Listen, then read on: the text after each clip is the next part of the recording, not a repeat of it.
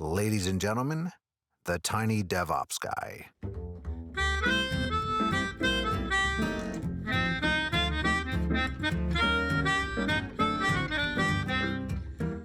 Hi, everybody. Thanks for joining me again for another episode of the Tiny DevOps Podcast. I'm your host, Jonathan Hall. On this show, we like to talk about solving big problems with small teams. Today, I'm really happy to have with me Matt Parker. Now, if you are a math nerd like I am, you might be thinking of Matt Parker from Stand Up Math's YouTube channel. That's not who's on today. This is Matt K. Parker, author of the book, A Radical Enterprise. Thank you so much for coming on, Matt. I'm excited to talk about your book. Would you give us a brief introduction about your background? Tell us who you are. Sure. Well, thanks for having me. So I am now an author, but in the past I've been in engineering, right? And sort of actually I've grown up in that world because my dad and my dad's dad were both programmers. And so I've been around programming for a long time and got into the industry myself and spent maybe my first decade in it not being very happy, working for both startups and enterprises, but feeling like, this isn't a great experience. Why are people so miserable making software together? And then I was lucky enough to get a call from a company called Pivotal Labs at the time. And they were a small consulting company back then in 2011. I knew they did things like extreme programming, not that I really knew anything about them, but I thought it was worth a try. And I'm really glad I took the chance because it was a life-changing experience. I got the job and I became immersed in the world of extreme programming and lean product development and human-centered design. And I got to experience that, from many different angles, both as a engineer working on teams and pair programming and trying to help others learn how to do all of it, but also as like a director trying to set up teams for success so that they could be autonomous and self-organizing and really have all the liberating constraints that they needed to succeed. That whole experience, by the way, is sort of what led me to write the book because I thought, wow, there's really something to this. We're having so much fun together and we're having really great outcomes.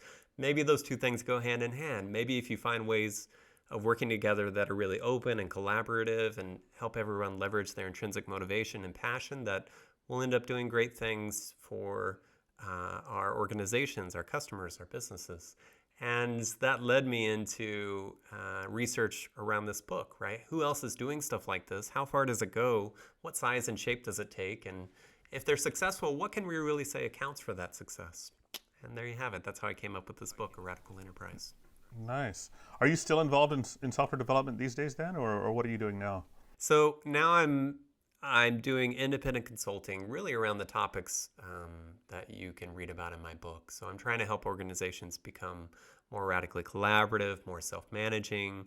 How do they actually set up teams for success? How do they leverage ideas like team autonomy and managerial devolution, Candid Vulnerability, and all this stuff to achieve great outcomes? And so I could say, my day-to-day right now looks like a lot of leadership coaching at the moment. And that's what I focus on now. So no, I don't write a lot of code anymore, and some days I miss it. But I also feel good about what I'm doing now too. So. Oh, definitely. I hope so. So one question I want to ask right off the top, before we even really dive into the topics of the book, and this is because of the audience on this channel, since we focus on DevOps for small teams. The title of your book is A Radical Enterprise. And I want to ask, are the topics relevant to small organizations too, or do they only work in large enterprises? Yeah, totally. Well, absolutely it's going to be relevant. I should say too, that you can take the title two different ways, right? A radical enterprise could be referring to enterprise organizations. It can also be taken as an enterprise as a thing we set out to do, an enterprise in that sense as well.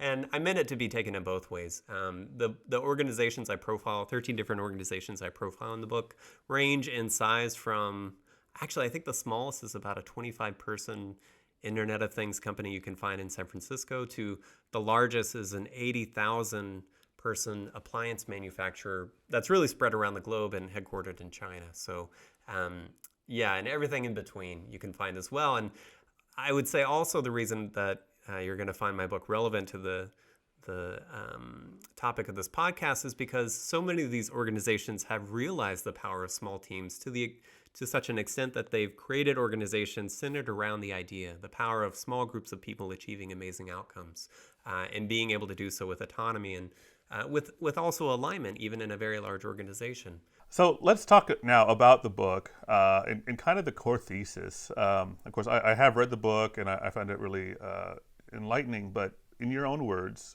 in just a minute or two, you already started to talk about your history at Pivotal, which is how the book starts. What was it about that experience and others that led you to your core thesis? What is that thesis, and how does this book address it? So the book is about, broadly speaking, you could say it's about the topic of radical collaboration. And why my own experiences are relevant to that is because I experienced radical collaboration before I ever understood it. And that term I should maybe break down a little bit too. What is radical collaboration? Why do you say radical in it, right? Radical can mean different things to different people in different contexts. So let's break that apart a little bit. My experience collaborating with other people up until I worked for Pivotal Labs, so my first sort of decade in industry, was not only not fun, it was ultimately a demoralizing experience, because collaboration was sort of stuff that was dictated by others. You two work together to achieve X. You put this together and throw over the wall to someone else, and that's what they call collaboration. And none of us understood why we were doing it or how we were going to succeed or anything like that in the first place. There was also a lot of anti-collaboration going on in the places I worked. In fact, at the enterprise I worked at before I joined Pivotal Labs, I was privy to and part of an 18-month-long process to define a software development process. And the process map that we created at the end of that 18 months was so complicated, has so many steps in it, that ultimately you could say all it was doing was sort of institutionalizing both incompetence and a desire for everyone to be able to play CYA, right? Cover their ass in case anything went wrong and be able to point the blame somewhere else. I feel like that's all we ended up accomplishing, and what a demoralizing sort of experience that really was. So when I say radical collaboration, what I mean is that when I went to Pivotal Labs and I began to experience pair programming and working on small teams that were empowered to achieve an outcome and empowered to figure out the best way to get there and to learn as they go and to have really tight learning loops with their customers that they're delivering software into the hands of, right? Like, that ultimately was radical in the etymological sense of the word. It was radical because it changed the ground of collaboration. It changed the nature of my relationships to my peers around me, right? It was no longer a hierarchy. It was a heterarchy. It was a group of people, peers, each with different experiences, each capable of leading in certain situations and following in others, everyone able to really leverage both their own experiences and their intrinsic motivations and passion to be able to geek out together and do really fun stuff together as software engineers and designers and product managers. That was such a beautiful experience, and it gave me hope that a better world really is possible, that it's not a foregone conclusion that software has to be a miserable experience or ultimately experience that leads nowhere and leads you to throw away years worth of work because somebody decides to scrap it at the end, right? Like, there is a better way out there, and that's what I ended up discovering. So the other thing I'll say about radical collaboration in the book is I'm really referring to a process in which people are collaborating as partners, as equals, as peers, on a basis of sort of voluntary commitment and responsibility to each other. So there's a complete lack of coercion within these environments, and it's not a coerced form of collaboration. It's very much a partnership form of collaboration, and that's a lot of what underlies the experience and ultimately the success of a lot of these ways of working. It's a paradigm of partnership and equality that you can see at play in these companies. Amazing. And, I think that really fits with the DevOps mindset of collaboration. I always say that DevOps is just another word for collaboration or cooperation. So I think that there's a really strong tie between these concepts. And we'll talk a bit more about that, I hope, in a moment. Before, though, what you've described sounds super nice. I can imagine that working in such a place would be fun and fulfilling. But what do you say to someone who says, if I want fun and fulfilling, I'm going to go move to a commune and I'm going to sit around a campfire and sing Kumbaya? What's the business impact? How does this, we have to make money too. How does that concern fit into this concept of radical collaboration? Yeah, well, obviously it's an important question, right? For better or worse, right? Every company that's out there playing on the market live or dies on that market, right? They have to be able to actually succeed economically. And, for a long time, throughout the whole 20th century, a lot of people sort of hypothesized that what would be good for people would also be good for the organization, right? Abraham Maslow, Carl Rogers, many other sort of psychologists and organizational scientists had this belief that there would be a great deal of synergy between individual and organizational success. But there wasn't a lot of evidence, and really it's only in the past couple of decades that we've gained an increasing amount of empirical sort of evidence to say, like, these two things really are tightly correlated, right? When you create an organization in which people feel like they get meaning and fulfillment out of the job, in which they feel passionate, they have autonomy, they are engaged, you actually end up with some really outsized economic outcomes. And there's a great report that was run sort of successfully, like a longitudinal report about this idea: what's good for people is good for organizations. It's called the How Report, and you can read about it in the book as well. It really breaks down organizations into three fundamental archetypes, one of which is radically collaborative. And over the last 10 years, we can see that the number of radically collaborative organizations has grown from like 3% to 8%, and that their outcomes, their economic outcomes, are vastly superior to their much more traditional and hierarchical competitors.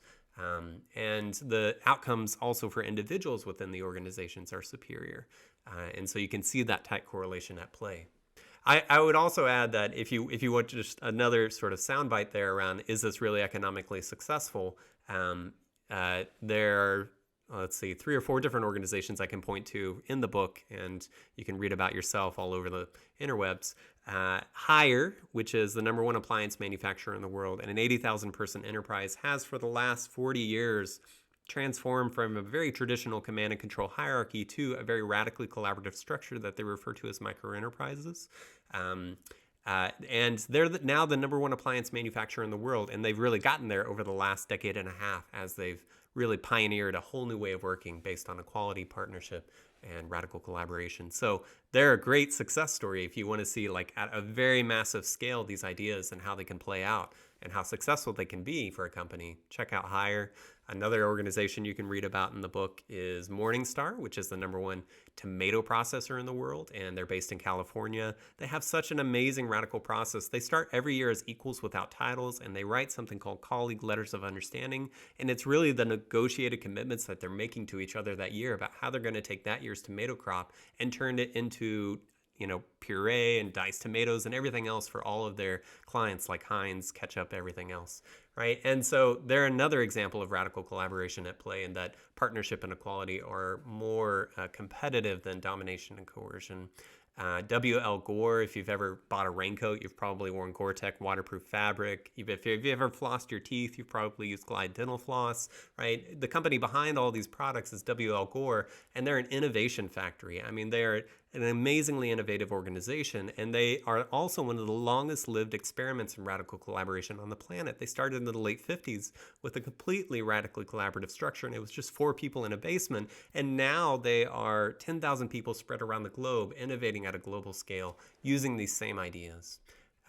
I'll stop there. There's more in the book you can read about, but hopefully that gives you a sense, like, there is really something to this, and there are some very significant economic stories that we can point to related to these ways of working. Yeah, that's great. And I remember reading those examples too, and thinking, it's not just that this does work as a business model, but it's actually a superior business model, at least in many cases.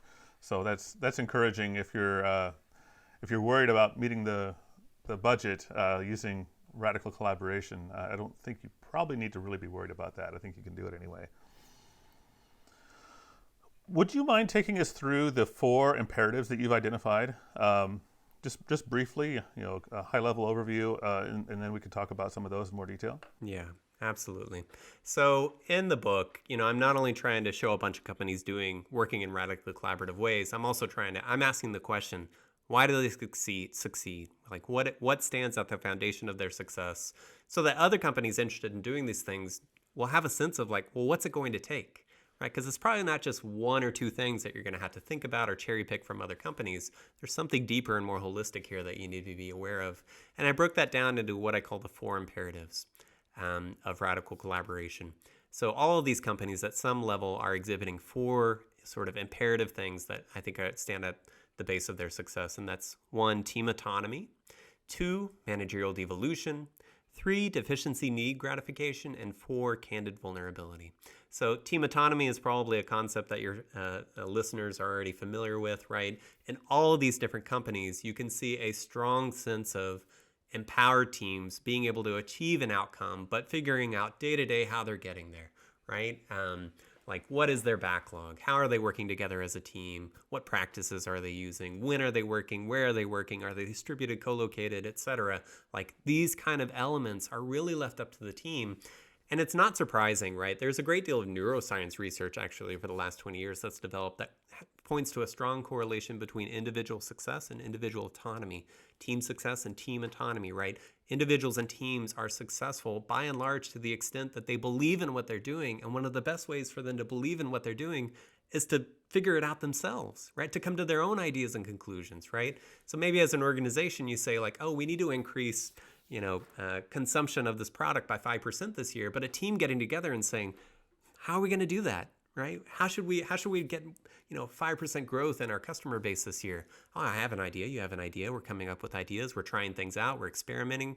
That's at base what is going on with team autonomy. So the second thing, managerial devolution, that really points to a process of from hierarchy to heterarchy. Now, heterarchy is a technical term. If you're not familiar with it, you could just think of it as a network of self-organizing, self-linking teams, right? And so these organizations are by and large moving from a traditional command and control pyramid structure to a structure in which it is much more like a network. Part of that is creating sophisticated ways to do governance at scale, right? How do we iterate on our structure as an organization without people at the top dictating everything, right? With us being able all to sense and respond tensions within the organization, sense and respond to tensions within the organization, resolve them together, right? And do that in a decentralized and distributed way. And so when you see an organization like Hire, for instance, which is composed of thousands of micro enterprises, each consisting of 10 to 15 people, and you can see all kinds of fundamental changes in the way those micro enterprises are relating to each other, the roles within them, the networks of them collaborating together or not as they see fit. You can see that growing and changing very quickly and rapidly over time and responding to changes in the market very rapidly. And I think that's a lot of what points to their success, right? Being able to iterate on your organization, right? In the same way that you would iterate on a software product, right? But doing it at an organizational or meta level is a really powerful thing. And being able to leverage the mind share of your whole organization to do that, right? And being able to respond in all kinds of different ways to different things happening in the market and an ecosystem, that's where I think a lot of their success and nimbleness and agility comes from. So the third imperative was deficiency need gratification. That's a term I borrowed from the field of positive psychology. Deficiency needs are really needs that all humans have and are motivated to rectify if they become deficient in them. These are needs that are over and above animals. So humans don't just need food and water and shelter, right? We need security, autonomy, fairness, esteem, trust, belongingness, love, meaning, purpose, fulfillment, right? We have these higher level human needs that we also need to satisfy to be full and complete human beings, to be at our best.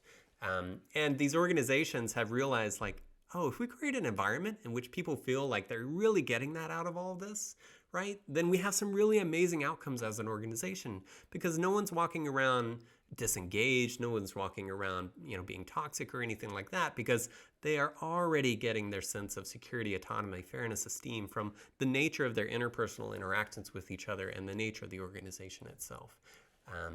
So there's, different stories I point to in the book around all of that and how they accomplish deficiency need gratification. Lastly, candid vulnerability. That's really about a beautiful thing you can see happening inside these radically collaborative organizations. It points to the nature of collaboration within them. It's the ability for people in these companies to say very courageously what they think, but even more courageously why they think it, right? They don't hide their sort of hidden world of inferences, agendas, assumptions, biases, etc. from each other. They make all of that vulnerable to critique, exploration, examination, etc. And in doing so, they end up collaborating in ways in which they can all surface ideas together and also untether those ideas from the egos that they came from. And so you end up with this world in which innovation is a collaborative exercise. You're not just waiting for a Steve Jobs to come and say, I have a brilliant idea, everyone go execute it. You're actually coming up with brilliant ideas together, ideas that no one individual could come up with on their own, because you actually need to put a lot of really smart minds together to do it. That's what these companies excel at as well, and I think that's part of why they're so successful. You started off with team autonomy and mentioned that the audience here probably is familiar with that because we come from largely an Agile Software Manifesto style background where that's kind of one of the core tenets of the Agile movement, and DevOps grew out of that. What relationship do you see between Agile and maybe DevOps and this radical collaboration? Are they along a spectrum, the same spectrum? Are they different? How do they relate? I think it's this, what we're seeing in spaces like self-management, radical collaboration, self-governance, et cetera, is really an extension of a lot of the ideas that drove the Agile movement in the first place, right? Like ultimately in DevOps, Scrum, Agile, XP, et cetera, all of these different streams have come together with the idea that collaboration is important, empowerment is important, teams being able to iterate and learn as they go, that's all important, right? And I think we've also seen this idea fail a lot within the industry, right? Organizations try to implement it and discover their teams still struggle, their teams still, just focus on execution without understanding value. Their teams, still exhibit a lot of the symptoms that they started with. Well, I think a lot of that has to do with the fact that agility isn't just something a team does. It's something an organization has to do as well. And it is hard to be agile in a command and control structure, right? With everything you want to do, you have to pretty please your boss for and see it run up the flagpole to higher and higher levels of your organizational hierarchy before anybody decides anything can get done. You discover a lot of teams feel like their hands are tied behind their back. They don't actually have agency and empowerment and autonomy. They can't really decide what they're doing day over day to figure out how to achieve an outcome. They're just being given a set of tasks still at the end of the day and being measured on whether or not they completed them, irrespective of the value those tasks may actually have. So I see radical collaboration and self-management very much as an extension of the whole Agile movement and DevOps movement. There have been other attempts, of course, to try to codify some of the things you've talked about. And one simple example that comes to mind is the concept of OKRs, which I'm sure you're familiar with. Andrew Grove, I think, made them popular or introduced them to the world in his book, High Output Management. He was the former CEO of Intel. And the basic idea is that management decides what we're going to do, or it decides the objectives we want to reach, but then lets the teams decide how to achieve them. What is your thought on this approach? Like it's some of the autonomy you're talking about, but not all of it. Is that good or bad, or again, is it along a spectrum? It is absolutely a spectrum. There's no real litmus test that says you are or you aren't self-managing, self-governing, radically collaborative, et cetera. I think the trick is in a world in which people not only deciding, for instance, a high-level set of portfolio-level outcomes to achieve as a business, but also having hire and fire and performance review power over everyone who's then tasked with achieving some kind of outcome, you end up with a lot of weird dynamics at play in those organizations. And so even with something like OKRs, people actually still really struggle. So that's where I see those things sort of failing. And what I find really beautiful about a lot of these companies, there's this I think knee-jerk reaction a lot of people have to non-hierarchical organizations, self-governing organizations, to say like, oh, but it all must just be chaos. It must just be unstructured madness where either nothing gets done or the loudest voice wins or something like that, right? There's still got to be some kind of power structure there at the end of the day. Well, in reality, I think what these organizations have figured out is that their ability to succeed as an organization depends largely on the degree to which people are clear about what their role is, what success for that role is, and what is their domain of authority within that role. And so in these radically collaborative organizations, you can see people having a role like portfolio manager or something, where they are deciding at a very high level, here's an outcome we're going to try to achieve, like 5% growth in margins or something like that, or 5% headcount or customer base growth or something like that. You can see people in these organizations doing that, but that's not a hierarchical position of authority. It's literally like there are people whose job it is to figure that stuff out at a high level and to liberate teams to go achieve outcomes. Because what those people don't have the power to do is to tell a team how to get there, right? They don't have the power to say like, okay, you not only have to achieve this outcome, but here's the 10 tasks you're going to do to achieve it, and here's the 5 technologies you get to play with, et cetera, right? Like that's not happening in these companies. So, if you look at a classic balanced extreme programming team, you could see really 3 primary roles: product manager, designer, and engineer. And so much of what that makes that team succeed is the clarity they have around whose job it is to decide what, right? A product manager has a domain of authority at the end of the day, and that domain of authority is the prioritized backlog. On a classic XP team, they have the authority to say, this is the next most important thing for us to work on as a team. I prioritize this story at the top of the backlog and not this story, right? And engineers then pull from the top of the backlog because they honor that priority and they honor the PM's ability to make that decision. Now, the designer has a domain of authority around the user experience and user interfaces reflected in those stories. No one else gets to tell them what user interface or what user experience is reflected by these stories. It's their job to decide. We can all give them advice and thoughts, but they make the call at the end of the day. The engineers have domain of authority over the code. It's this clarity that they have around their roles, I think, that it can point to so much of their ability to move very quickly as a team, to iterate, to experiment, to not get too hung up on like, is this the right thing to be doing? Because they know they're just going to keep learning as they go no matter what, and no decision is ever going to be perfect, right? So that same idea, these self-managing radically collaborative organizations, they've taken that idea from the team level and said, what if we created that same level of clarity within the organization as a whole? That's such a powerful concept. It's so clarifying and so empowering to everybody in the organization to have that form of clarity. The book talks about something you called the advice process. And I know this wasn't your invention, but would you tell me what that is? And then I have a question about some of its implications. Yeah. Okay, so the advice process, it's one of many different forms of sort of decentralized governance that you can find in radically collaborative organizations. It's probably one of the older ones, and its origins are in a place you would never expect. So let me first describe what it is, and then let me tell you where it started. Okay. The advice process is the idea that anyone in the organization can make any decision, so long as they consult everybody that's going to be affected by the decision, solicit their advice while also making their own ideas, beliefs, positions, perspectives, etc., open to examination, critique, etc., by all the people that would be affected, right? That's a pretty wild idea because it sounds like you're giving everyone the power to do anything. And, bad actors, what would happen?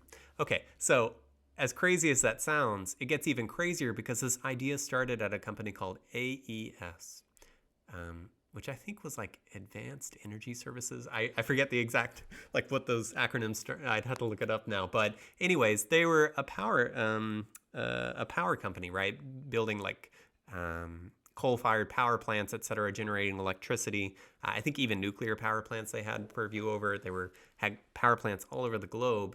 And the founders were very much motivated by the idea that there's no point in going through life creating miserable experiences for everyone. So if we're going to go make our own power plant company, how can we do it in such a way that everyone enjoys their job and finds meaning, purpose, and fulfillment in it?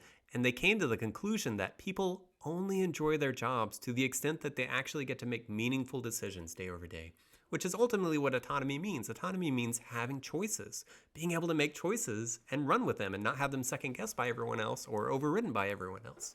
And so they've pioneered this idea called the advice process to really fantastic effect within their company. And there's all kinds of, I even point to some stories in the book about this, not only about the founders and their own experience doing this, but the experience of people within the company, like going from pulling coal off a boat to calling up Chase Bank in Manhattan and asking, like, can they get a $10 million loan, right? Like, people doing those two things, you wouldn't normally assume the same person could do both. But it turns out they can, and they enjoy their lives so much more when they are able to sort of leverage their own intrinsic interest for the good of the organization.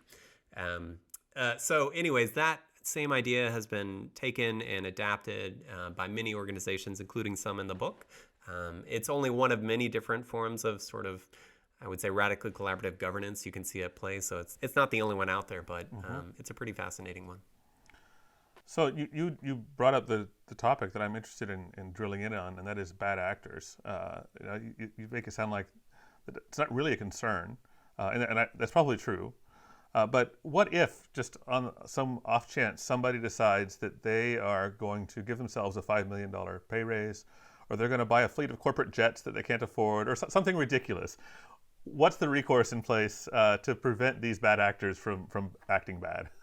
Well, so in some of these companies, ultimately, the ultimate recourse is, of course, getting fired, getting kicked out. And we all know how that works in a traditional organization, right? Who has hire and firepower? Well, it's people within the hierarchy. And the higher up you go, the more hire and firepower they have. Within these radically collaborative organizations, often what you see is that hire and firepower is left to the teams themselves, right? So they all have not only the ability to bring new people into the organization, they also have the ability to remove people from the organization if they believe those people don't belong, if they believe that they are bad actors or have done something that there's no forgiveness for, right? So I tell some stories about that in the book. For instance, at an organization, it was called Nearsoft while I was doing research. It's now called Encora, but anyways, a software company. And they basically had the rule that any team could fire any team member at any time. And however, if they do it, they then have to go before the whole company and tell everyone what they did and be transparent about it, answer any questions, criticisms, concerns anyone has. And believe it or not, they haven't had to do it very much. I think they can point to 3 instances of actually doing this in their last 15 years of existence. But they also have this feeling that that is both ultimately a very fair way of doing it and sort of maybe the only right way to do it. And so that's how they try to account for, the small group of people of bad actors. You can see many companies creating very convoluted sort of handcuffs for everybody in the organization out of fear that a bad actor, right, or a bad apple will spoil the bunch. These organizations don't have that same fear, or at least they don't have the same response to it, right? Maybe they still are concerned, like one day somebody could walk in and do something bad, but their approach to managing is to say everyone is on guard for it and everyone has the power to see it, call it out, and remove it from the organization. Nice. And so I imagine, of course, if I were to fire you unjustly and I go in front of the whole company and explain that, then somebody might fire me. In that case, probably justly, right? Totally. Yeah, so absolutely. It's sort of a natural check and balance system. That's good. Yeah. I want to ask another question, sort of the flip side of this. So later in the book, you talk about different ways of addressing salary. And one of the ways that you mentioned some of these companies do salary is by self-assigning salary through the advice system. And I remember you saying that in the companies that do this, the average salary increased by 10%. It wasn't outrageous. People weren't doubling their own salaries and stuff like that. I'm concerned, though, in the same way that we hear that unlimited vacation time often means people take less vacation. Do you have any evidence or reason to think that if we're all given the freedom to accept a salary, that we end up working for less than we would otherwise? I don't have any evidence to think that, but I do have the same background you do that leads me to ask that question. Absolutely. And it's a question you'd have to ask and always want to watch out for, right? So, I didn't find any examples of it in these companies that particular thing is going on. In fact, to the opposite, as you point out, right? Salaries in general tend to go up. But the other thing that's going up in these companies at the same time is retention, right? Mm-hmm. People leave jobs for many different reasons, right? And it's complicated. But one reason that we can always point to is that some people leave jobs because they don't feel like they're being compensated appropriately. And that particular aspect of it seems to be going away in these companies that have moved to a self-managing salary process. And the fact that that these companies that do it, that salaries are in effect transparent within the organization, and that when anyone wants to change their salary, they are telling their peers about it, and they are being transparent about it, and even soliciting their advice about it. Right? It is also a check and balance against things getting out of control, people taking too much, right? But yeah, it does seem sort of universal that salaries go up when companies do this. But given that a conservative estimate is that it costs twice a knowledge worker's annual salary to replace them, right? And that's just the average knowledge worker, right? So there can be it could be even much more expensive to replace somebody that maybe is more sort of integral to an organization, right? It is important that we be doing things to increase retention, because although salaries may have risen by 10%, if retention has also gone way up, they're actually saving money in the end. I can also imagine that when you couple this with the Candid Vulnerability, that if I'm underpaying myself, my colleagues may start to call me out on that and say, Jonathan, you haven't taken a pay raise in 3 years. It's time you should consider that. I can imagine a conversation like that happening when people are open and honest with each other. So your book comes out, I don't know, in my mind, it's one in a series of books on similar topics. I'm thinking of books like Reinventing Organizations, Team of Teams. One I haven't read yet, Corporate Rebels, I think is along the same vein. I think you mentioned that in your book. For people who have read some of these books, what does this book add to the conversation in your mind? Where does it fit on that landscape of these books about new ways of organizing? Yeah, so I think my book offers two things that should hopefully be complementary to this whole sort of genre. One is a focus on technology organizations. I don't look only at technology organizations. I've already mentioned several that aren't purely technology organizations, but there are also many software organizations profiled in this book. And so I'm also sort of triangulating on technology-specific ways of working that I see coming up in these organizations, which leads me to talk about things like the outcome team paradigm and human-centered design, and some other stuff that you can see being expressed through agile practices like Scrum, so forms of autonomy of practice and autonomy of allocation, autonomy of schedule. So anyways, that's part of, I think, what you'll get out of my book. That will be new if you've already read all the other books in this genre. The other bit, too, is the imperatives that you can read about in my book that, I've sort of synthesized from these different organizations and see as sort of integral to their success. To my mind, and I'm pretty well read in this sort of space, it's not anywhere else within the literature. So I think it'll add a new dimension to your thinking when it comes to understanding why these organizations succeed. And it's multidisciplinary. I'm pulling together both organizational science and sociology and psychology and economics to try and sort of explain what stands at sort of the root of their success. One critique I hear frequently about these types of books, and many other, especially books in the business genre, more broadly speaking, is that they tend to focus only on the successes. And maybe you get a little bit of a selection bias. Now, you've mentioned already in our conversation today that some companies have tried some of these radically collaborative ideas and failed. What's been your sense? What percentage maybe fail, or maybe you don't have the percentage, but just like kind of give us a sense. Like you've given us a nice profile in the book of the ones that have not failed, that they're succeeding. What's your sense of the other side of that story, and what leads to that if you have insights? Sure. Okay, well, this sort of dovetails with the topic of transformation and what we're seeing succeed and what we're seeing fail with respect to organizations transforming, moving down the spectrum. In some sense, there is at least a very nascent, radically collaborative angle to any sort of agile transformation that you see going on in companies, and certainly some more than others, right? And we've seen plenty of those fail, which I think is what I mentioned earlier. There are sort of three empirically validated transformation strategies that seem to be succeeding. So that's a bottom-up transformation strategy, a top-down plus bottom-up transformation strategy, and for lack of a better word, I'll call it a democratic transformation strategy.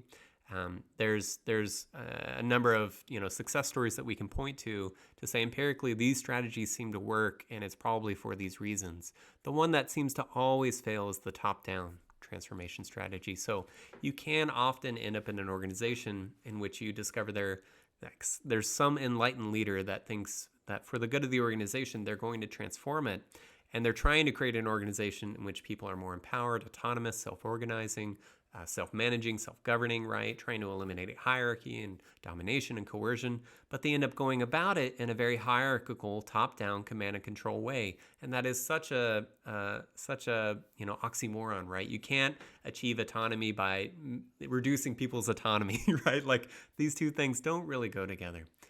And I think that's what you see in a lot of agile transformations, even if we just take it at that level, right? You can see it a lot of sort of inflicted help, people saying, this is going to get us there, and telling other people what to do, and people just like, oh, my boss tells me I got to do this now, right? And not understanding it, not believing it, not feeling like they have any choice in it, and so of course it fails.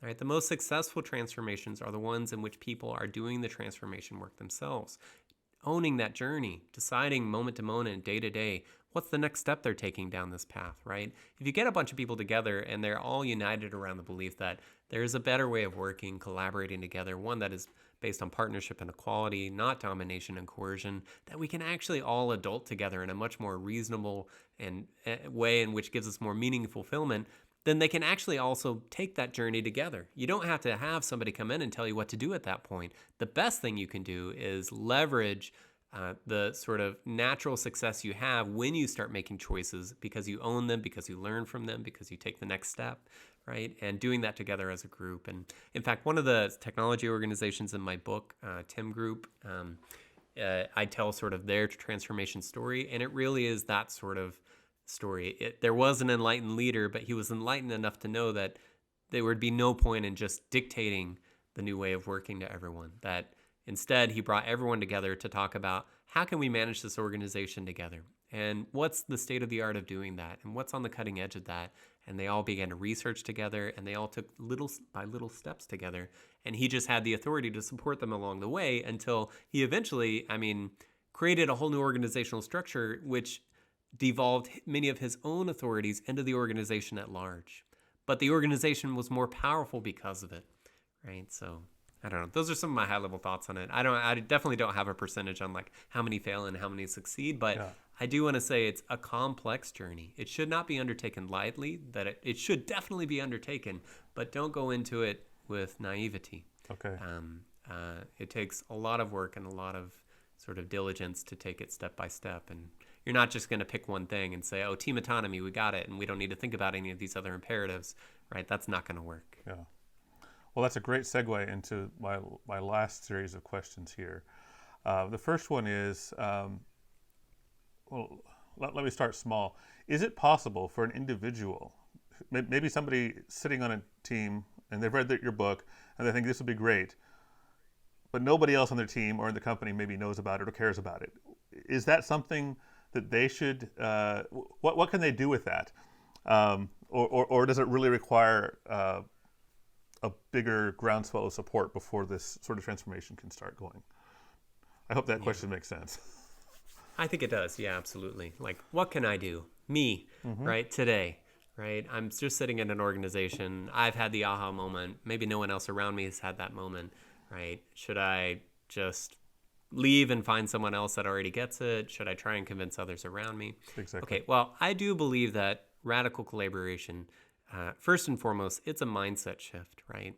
And it is something that is possible for anybody to do at some scale, any moment, every day, right? They can always treat other people around them with security, autonomy, fairness, esteem, and trust, right? There is nothing stopping anyone from doing that at any moment during the day. And it doesn't matter how draconian your organization is, right? They don't control your ability to be a good human being towards other people.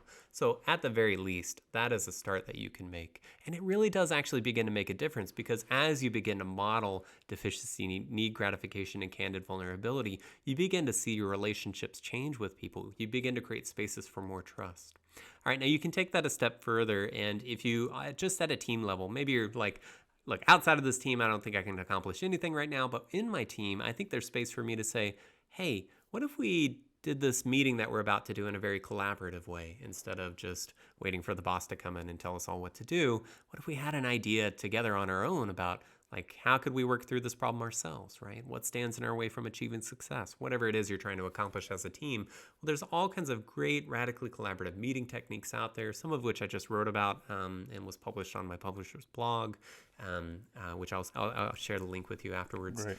And you can take small little steps like that to begin to create more and more space for radical collaboration. And I have to say, based on my own experience, those ways of working are addictive. Once you experience it, you want to experience it again, because you get something out of it, right? You don't just succeed more as a team, you also feel better as a person, right? And you feel closer to the people around you. You feel like you actually do have maybe you're on a team in which you feel like it's very disharmonious and people are always debating and arguing with each other. When you begin to experience collaboration, you realize that under the surface of that, there is a lot of shared humanity, shared goals, shared interests, shared concerns, right? Even if the ideas that y'all had on the surface appeared very different. And right, once you discover that common base from which to work from, radical collaboration begins to proceed very naturally and very powerfully because you begin to put your heads together and really do some amazing stuff. So I think that's another great step to take. I really like that Tim group story I mentioned earlier because it starts with a reading group, right? Which is something a lot of people probably have the space to do within their own companies, to start a reading group. And it doesn't have to be around my book, right? It could just be around maybe an article that you find on Harvard Business Review or something like that. Like, let's read some of these things and just start there, right? Which is what they did at Tim Group. And they went a really long way with that, just with that co-exploration together. Was really inspiring for a lot of people. So I think there's space for anyone to take this. Now, at the same time, I don't think if somebody feels like they're in a truly toxic workplace, I would never tell somebody, oh, but you have to stick it out and you have to be the hero and you have to transform it. I don't think that's the right thing to do. I would never tell somebody to do that. If somebody wants to do that, great. But I'm not saying that. So I just want to be clear. So that's a good answer from the standpoint of an individual. From the standpoint of an organization, is there an ideal time in an organization's lifestyle? Let's think of maybe a typical startup. You start pre-funding, and then you build a product, and you hopefully get some VC funding, and you're growing rapidly. Is there a particular point along the way where it makes sense to start focusing on this? I mean, is it the very beginning, or do you need a certain critical mass before it makes sense, or something else I'm not thinking of? The earlier, the better. That is my own belief, right? The longer you go, the more and more you entrench a hierarchical way of working based on domination and coercion, the more and more damage you do, the more and more opportunities you miss, the more and more productivity you lose as a consequence, right? As people become more and more disengaged over time, as the hierarchy becomes bigger and bigger and the bureaucracy behind it becomes slower and slower, right? So many people walk into enterprises these days and just experience sort of glacial movement within the company, right? It feels like nothing is changing at any time. Nothing could change, right? Everything feels so rigid, so unable to accommodate any sort of change. So the earlier, the better. But I think regardless, there's no better time than now, I guess is another way of putting that. So even if you are way down the road and you feel like you have a ton of problems, don't wait any longer, right? Start today. Don't start small. Don't start big. Don't boil the whole ocean at once, right? But you can actually always launch into this. It is possible, I think. And I've seen this, right? I've seen radical collaboration, at least from an experiential standpoint, and even from an organizational and authority standpoint. I've seen this take fire in organizations you might never expect it, like the U.S. military, for instance, right? I think everyone has this idea that the military would be a very command and control place, and I'm sure it often is or is in many places, and yet I've seen it take off from a software engineering standpoint in the military, and I've also read about it taking off in places like the Navy. Maybe many of your listeners are familiar with the book Turn the Ship Around. Well, ultimately what David Marquet is talking about in that book is radical collaboration, right? He's pushing information to authority. That's one of the central tenets in that book. That's also a central tenet behind radical collaboration, right? Being able to empower people to sense and respond to the situation on the ground at that moment without having to wait and let someone else think for them, but being able to put their heads together with the information they have in their hands, right, and make decisions together. That's a very powerful thing, and we see it even happening in places like the military. So, yeah, I think it's possible anywhere. Don't lose hope. Great. So, supposing that somebody's listening and they're maybe a solo founder, or maybe imagine that you're starting your own company as a solo founder. What foundations can you, because when you're by yourself, maybe there's some sort of collaboration you can do, but it doesn't seem intuitive. What groundwork can you start to lay before you make that first hire, or you find your co-founder, or whatever? Are there things you can be doing already by yourself to lay the groundwork? Yeah. So when you're growing an organization, especially in the very beginning, it's because you can't do it all. You need help, right? You need a partner. Right? And so often people in the very beginning, they do have, at least in some sense, a partnership mindset with their first hires. Like, wow, this thing could be really cool, but there's no way I'm going to do it on my own. It's too much. I'm killing myself, right? Can I find some other cool people to come do this with me? All right, so one way you can make that succeed is not only having a partnership mindset with those first hires, but also being pretty clear about who's deciding what at any given moment, right? Maybe you have a role that's related to product strategy. Maybe you're hiring somebody else and you need them to have a role that's related to a selling strategy or something like that. Well, each of those roles are going to be successful to the extent that they have a very clear domain of authority, or another way to put that is a very clear autonomous decision-making rights, right? Okay, well, as someone who's designing product strategy or a role responsible for it, I get to make decisions about X, Y, and Z. As somebody in charge of sales, you're making decisions about A, B, and C. And I can't override your decisions even though I hired you, and you can't override my decisions, right? Like, that's the idea behind autonomous roles, that you have something about which you can make a decision about. And no one in the organization, whether the CEO or the janitor, can say otherwise, right? That's the clarity you need. And so I think you can actually sort of leapfrog a lot of dysfunction that results from ambiguity in many organizations by creating clarity early and often, right? There's never a bad moment to create more clarity about what success is for a particular role, what it's held to account for, and what its domain of authority is. There's another way in which you can supercharge collaboration from the get-go. When you're hiring your first people in and bringing them in, you can take a collaborative approach to decision making as opposed to what's known as an adjudicative approach, right?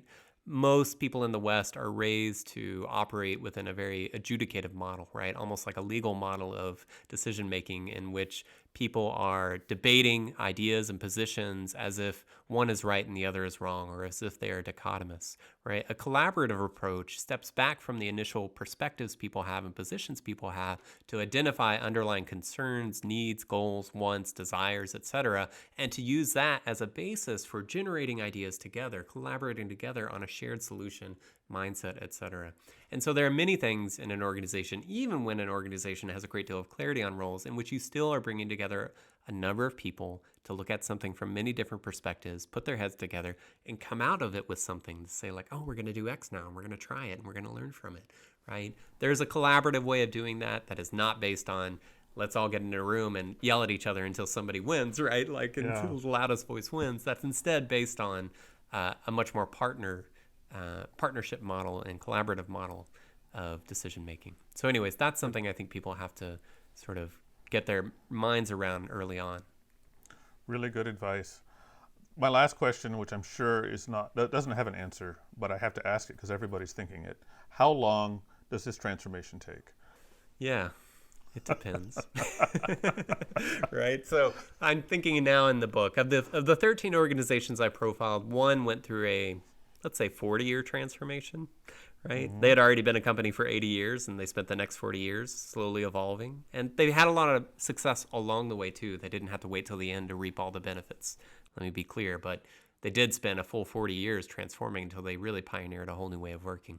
Okay, so there's also stories in which organizations transformed much faster, but they were smaller, right? So I can point to one that transformed over the course of about 5 years, right? Step by step, incremental, like change by change, until they arrived at a really radically collaborative way of working. I think another way to say that, though, is I don't think people should see transformation as an activity or a project, which you do, and then once you're done, you get all the benefit, right? Transformation, in my mind, okay, these radically collaborative organizations, I don't think they ever stop transforming because they have devolved decision-making and organizational governance and evolution to the point that the organization is always ready to transform as it encounters new situations that the organization, as it's currently designed, isn't prepared for. I think that's why they're having such great economic success, because they didn't see it as an activity that would stop. They said, we're going to get to a state in which we can always adjust, adapt, evolve, and be agile and nimble, not just as teams within an organization, but as an organization as a whole. So I would encourage people to think about it that way as well. Sounds really good.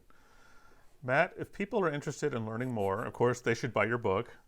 What other resources can you point us to if this is something we're trying to learn about and and effect in our own organizations. Yeah. Well, as you've already said, right, my book is one of a number of books on this topic. Corporate Rebels, Humanocracy, The No Limits Enterprise, Reinventing Organizations. These are all fantastic books to go out, check out, and explore. So beyond that, the Holacracy book as well by Brian Robertson. That's another great one. So beyond books, the Corporate Rebels website and their newsletter, I highly recommend subscribing to. You'll just get weekly sort of nuggets that you'll probably eat up if you're into this kind of stuff. I do. I get it every week and love it.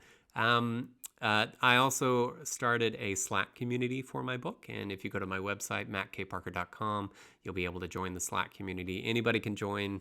You don't even have to have bought the book or anything like that. It's meant to be a place for people that are interested in these ideas to be able to come together with others interested in the ideas, to share stories, to talk about it, to get advice, etc., and to just explore together. And so if you want to join a small but growing community of people doing that, just go to my website, mattkparker.com. Great.